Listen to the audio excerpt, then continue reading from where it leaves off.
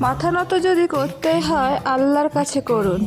আপনাকে কারোর কাছে মাথা নত করতে হবে না, আর আল্লাহও আপনাকে মাথা নত কারোর কাছে করতে দেবেও না। এটাই সত্যি।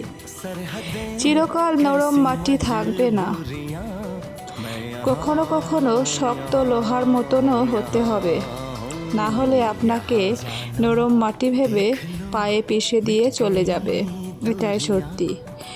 আর আপনার যদি প্রজাপতি পছন্দই লাগে, আপনি বাড়িতে নিজের বাগান করুন, আপনা আপনি প্রজাপতি এসে যাবে। এটাই সত্যি। দ্বিতীয় সুযোগ দেওয়ার মানে কি জানেন? বিশ্বাসঘাতক করা।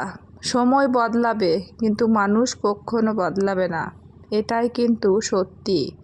তাই একটা কথা বলছি, ভিডিওটা যদি আপনার দেখি ভালো লাগে অবশ্যই লাইক, কমেন্ট, শেয়ার আর সাবস্ক্রাইব করে পাশে থাকুন। ধন্যবাদ।